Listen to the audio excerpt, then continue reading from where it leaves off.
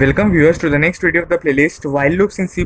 So today in this video we are going to see if a number is a neon number or not. So first let's see the logic behind neon number. Let's say we are given a number 9 and then we square the number, which means multiplying the number with itself, and we get 81. Then what we will do, we will sum up the digits of the square of the number, which is 81. So if we sum up the digits, what do we get? 9.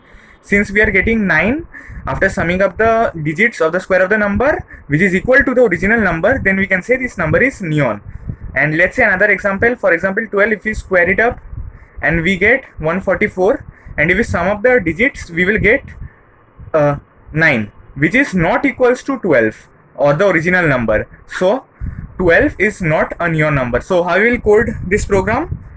We'll simply take the input at the beginning, int n, and then sin n, and then what we'll do, we will store the square of the number in a variable x, okay, and then n into n, int x equals to n into n.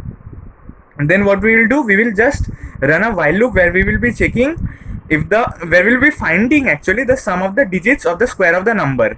And what will be the condition of the while loop to run? The condition will be that the number will be greater than 0, because whenever the number will be greater than 0, then only there will be some digits present in the number to be counted, and when the number is not greater than 0, which means the number is equals to 0, then all the digits would have already been summed up. So in that case we will have to break the loop or come out of the loop, and we will ultimately check if the sum is equals to the original number or not. Then and at the beginning we will just take a sum int s equals to 0, and then we will do while x greater than 0. Why while x greater than 0? Because at the beginning we need to count the digits, and when will the digits be counted? When the number has some digits, and if the number has some digits, it is bound to happen that the number is greater than 0, okay, and when the number will be equals to 0, then it will not have any digits, so we will break the loop at that moment.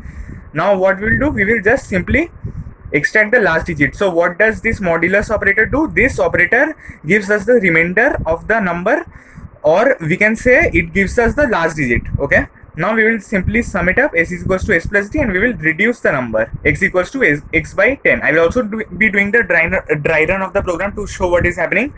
And now we will check simply if s is equals to, which means this sum is equals to the original number or not. Original number was n, then see out neon number, neon, else see out not neon.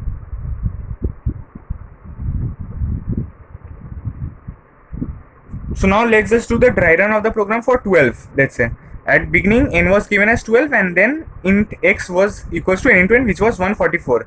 So at the beginning what happened, that s was assigned 0, and then this condition was checked. After going through this line, the code the cursor moved to this line and checked that if x is greater than 0 or not. Yes, x is greater than 0. Then what happened, in d was equals to x mod 10. And what is x mod 10? 144 mod 10, which means 10 ones are 10, then 4, and then 10 fours are 40, and then the remainder was got as 4. So you can see the last digit was given to us by the modulus operator, or you can say the remainder. So d will have got 10, and then s is equals to s plus d. 0 plus 4 is equals to 4. So s will get 4, then x equals to x by 10. Then what does by returns? It returns the quotient. So x will be reduced to 14. Now what is happening in the next loop? In d equals to x mod 10. So what is x? 14, and then what will be d again? D will be initialized again. So what is 14 mod 10? The last digit will be written, and we would have got 4, and then s is equals to s plus d.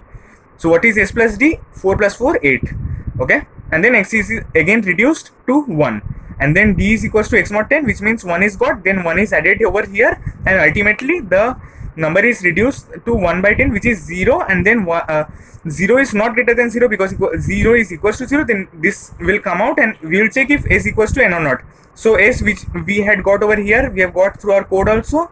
So s is not equals to n, which 9 is not equals to 12. So we are getting that not neon as the output. Similarly, if there was 9, the loop would have ended in only one iteration, because in d would have been 9 mod 10, and then 9 would have been got as the remainder, and then s would have been 9, and then x would have been reduced to 0. This condition would have broken, and then the sum will be, which was 9 as calculated over here, would be equals to the original number, and hence neon would have been printed. So this was the code and the understanding of the neon number. If you have any doubts, do ask in the comments.